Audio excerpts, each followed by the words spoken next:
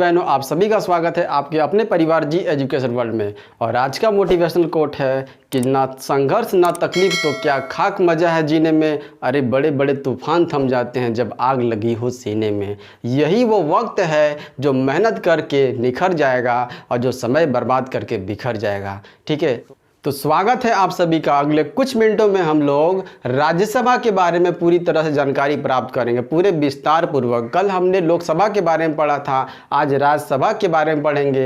हैं राज्यों में कितने लोकसभा कितने राज्यसभा सीट हैं और केंद्र शासित प्रदेशों में कितने सीट हैं, सभी की चर्चा हम लोग कुछ ही मिनटों में कर लेंगे। ठीक है, तो स्टार्ट करते हैं। चलिए, पर राज्यसभा स्टार्ट कर रहे हैं। राज्यसभा स्टार्ट करने से पहले ये मैं बता दूं कि ये एक सदन है, ये जो है अंग है। तो ये अंग जो है संसद का अंग है, संसद का अंग है। संसद के 3 अंग है, मैंने कल ही बताया था, लोकसभा, राज्यसभा और राष्ट्रपति। लोकसभा का जो उल्लेख है अनुच्छेद 79 में, लोकसभा का कितना है, संसद का 79 में, लोकसभा का 81 में, राज्यसभा का 80 में। ठीक है, और इसको याद करने का एक ट्रिक मैंने यहाँ लिखा है, सरला लिखा है। स से हो गया संसद, र से हो गया राज्यसभा और ला से हो गया लोकसभा। मतलब कि 79, 80 और 81, इससे आप याद कर सकते हैं इसको। ठीक है, तो अब चलते हैं राज्यसभा के बारे में जानते हैं। राज्यसभा के अन्य नाम भी हैं, क्या क्या नाम है इसका वो उसको बारे में पहले जानते हैं। राज्यसभा का अन्य नाम में आपका आ गया ऊपरी सदन इसको बोलते हैं, इसको अपर हाउस बोलते हैं। अस्थाई सदन इसको बोलते हैं क्योंकि इसे भंग नहीं किया जा सकता है ना। और उसके बाद हम लोग क्या इसको विशेषज्ञ सदन बोलते हैं। विशेषज्ञ सदन इसलिए बोलते हैं क्योंकि कला, साहित्य और विज्ञान के अनुभव रखने वाले व्यक्ति भी इसमें शामिल होते हैं इस राज्यसभा में। ठीक है, आगे चलते हैं। अधिकतम सदस्य, अधिकतम सदस्य इसमें कितने हैं? अधिकतम सदस्यों की संख्या इसमें 250 होता है ना। और 238 जो है, 238 राज्य और संघ शासित प्रदेश का मतलब होता है केंद्र शासित प्रदेश से यहाँ से चुन करके आपका वहाँ पर जाते हैं राज्यसभा में। अब 12 ऐसे सदस्य होते हैं, 12 ऐसे सदस्य हो जो राष्ट्रपति द्वारा मनोनीत किए जाते हैं। और वैसे सदस्य जो कला, साहित्य और विज्ञान में विशेष अनुभव रखते हैं ना, उन्हीं लोगों को राष्ट्रपति जो है राज्यसभा में एज ए सदस्य के रूप में मनोनीत करते हैं। ठीक है, 12 लोगों का। तो क्वेश्चन यहाँ से बन सकता है कि हर अधिकतम सदस्यों की संख्या राज्यसभा में कितनी है, तो 250 है। ठीक है, राज्य और केंद्र शासित प्रदेशों से कितने हैं, तो 238 है। राष्ट्रपति कितने लोगों को है ना, कितने लोगों को मनोनीत करते हैं, तो 12 लोगों को। ठीक है, आगे चलते हैं। वर्तमान में कितना है, तो वर्तमान में 233 ही सदस्य राज्यसभा में भेजे जाते हैं। कहाँ से? राज्य और केंद्र शासित प्रदेशों से, जिसको संघ शासित प्रदेश भी बोलते हैं। 233 है। तो 233 ही क्यों है? क्योंकि कुछ ऐसे भी राज्य हैं जहाँ पर जनसंख्या बहुत कम है। वहाँ पर जनसंख्या बहुत कम होने के कारण वहाँ पर राज्यसभा सीट जो है आवंटन नहीं किया गया है, इसलिए यहाँ पर 233 ही सीट यहाँ पर रखा गया है राज्य और केंद्र शासित प्रदेश के लिए। और 12 जो है मनोनीत के द्वारा, राष्ट्रपति के द्वारा। तो टोटल मिलाकर कितना हो गया? टोटल मिलाकर 245 हो गया।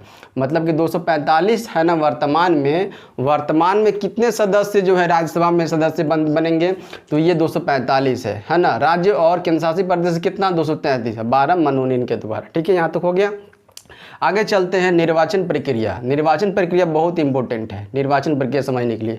निर्वाचन जो इसका प्रक्रिया होता है बहुत अप्रत्यक्ष रूप से होता है, मतलब कि जनता डायरेक्ट नहीं चुनती है, जनता जो है इनडायरेक्ट चुनती है। इनडायरेक्ट का मतलब है कि जनता एक प्रतिनिधि को पहले चुनती है, फिर वो प्रतिनिधि किसी प्रतिनिधि को चुनता है। मतलब जनता के प्रतिनिधि है ना किसी प्रतिनिधि को चुनते हैं, तो वो जाकर के राज्यसभा के सदस्य कहलाते हैं। ठीक है, आगे इसको ध्यान से समझिएगा अपने भाषा में। इसको ये मतलब हुआ कि राज्य जो है, जनता जो है पहले विधानसभा के सदस्यों को चुनती है, पहले विधानसभा के सदस्यों को चुनती है। फिर वो विधानसभा के जितने सदस्य होंगे वो जो हैं देखेंगे कि अपने राज्य में कितने राज्यसभा सीट आवंटन किए गए हैं, उनको क्या करेंगे, फिर राज्यसभा में उसको सदस्य के रूप में भेजेंगे। ठीक है, मान लीजिए झारखंड में दिया हुआ है, झारखंड में 81 विधानसभा का सीट है, 81 विधानसभा का सीट है। जनता द्वारा 81 मतलब सीटों 81 जो है विधानसभा सदस्यों को चुना जाएगा। अब वही 81 विधानसभा के जो सदस्य हैं वो देखेंगे कि हमारे राज्य में राज्यसभा का सीट कितना आवंटन किया गया है, तो देखा जाएगा कि तो 6 किया गया। कितना किया गया? 6। तो वो जो है 6 लोगों को राज्यसभा में सदस्य के रूप में भेजेंगे चुन करके। ठीक है, तो यहाँ तक हो गया, समझ में आ गया आप लोगों को निर्वाचन प्रक्रिया। आगे चलते हैं, सीटों का आवंटन। सीटों का जो आवंटन है जनसंख्या के आधार पर किया गया है, और वो भी 1970 की जनगणना के अनुसार सीटों का आवंटन। जितने भी राज्य आप देख रहे हैं ना, इस सबका जो सीटों का आवंटन किया गया है जनसंख्या के आधार पर किया गया है, ठीक है। और ये 1971 में ही कर दिया गया था।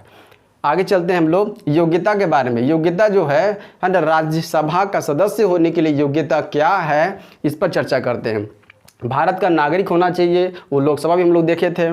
इसमें 30 वर्ष आयु पूरी कर चुका हो, है ना, इसमें 30 वर्ष चाहिए, इसमें 30 वर्ष चाहिए। लोकसभा का सदस्य बनने के लिए 25 वर्ष चाहिए, जबकि यहाँ राज्यसभा बनने के लिए 30 वर्ष चाहिए, ठीक है। आगे चलते हैं, वो पागल या दिवालिया ना हो, मतलब कि उसका मानसिक संतुलन ठीक ठाक हो। सरकारी पद या लाभ प्राप्त नहीं करता हो, कोई भी सरकारी नौकरी नहीं करता हो, और सरकारी कोई भी सरकार के द्वारा लाभ पद पर वो ना हो, ठीक है। आगे चलते हैं, कार्यकाल मतलब कि राज्यसभा के सदस्यों का जो कार्यकाल होता है 6 वर्षों का होता है, 6 वर्षों का होता है। लोकसभा का हम लोग पढ़े थे 5 वर्षों का होता है, पर यहाँ 6 वर्षों को होता है। आगे चुनाव प्रक्रिया जो इसका जो चुनाव प्रक्रिया जो है, चुनाव प्रक्रिया मतलब प्रत्येक 2 साल पर 1/3 सदस्यों को चुन लिया जाता है ना।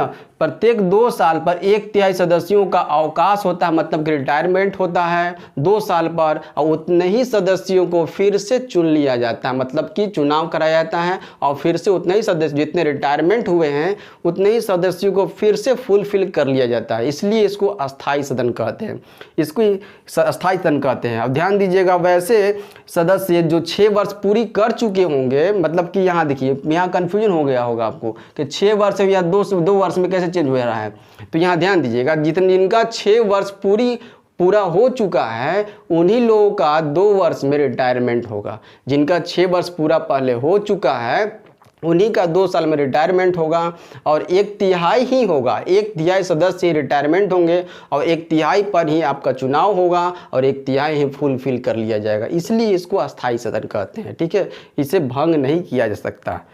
आगे चलते हैं, बैठक की अध्यक्षता, ठीक है। बैठक का अध्यक्षता, तो बैठक की अध्यक्षता जो है कौन करता है, सभापति करते हैं। सभापति कौन होते हैं, सभापति जो है भारत के उपराष्ट्रपति कहलाते हैं। राज्यसभा के सभापति जो होते हैं उपराष्ट्रपति कहलाते हैं।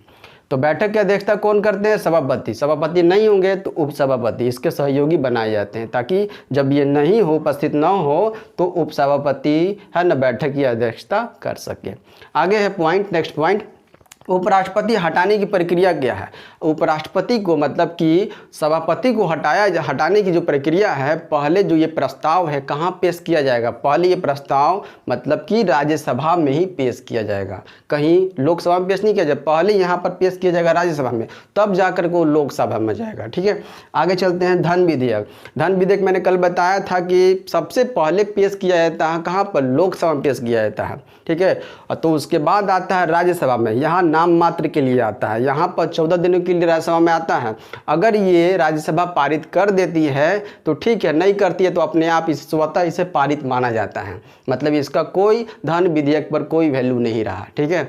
तो यहाँ पर लोकसभा पर ही आपका वैल्यू होना चाहिए। धन विधेयक कहाँ पर, लोकसभा में, राज्यसभा में 14 दिनों के लिए रहता है।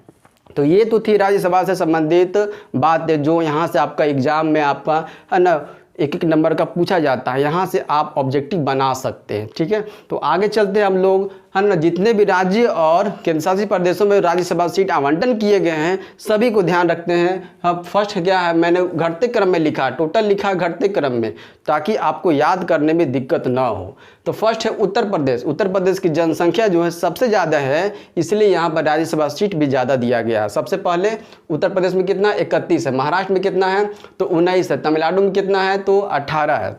पश्चिम बंगाल में कितना है, 16 है। बिहार में 16 है। कर्नाटक में 12 है। गुजरात में 11 है। आंध्र प्रदेश में 11 है। मध्य प्रदेश में 11 है। राजस्थान में 10 है। उड़ीसा में 10 है। केरल में 9 है। तेलंगाना में 7 है। असम में 7 है। पंजाब में 7 है। झारखंड में 6 है। हरियाणा में 6 है। छत्तीसगढ़ में 5 है। जम्मू कश्मीर में 4 है।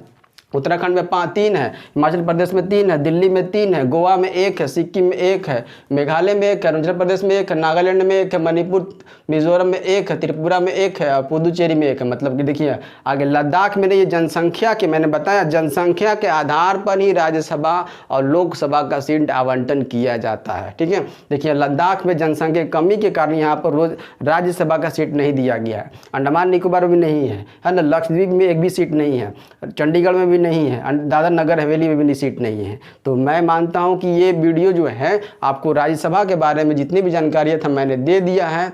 आगे और भी आपको तरह तरह के वीडियो मिलेंगे। तो आज की वीडियो को यहीं तक रखते हैं। धन्यवाद।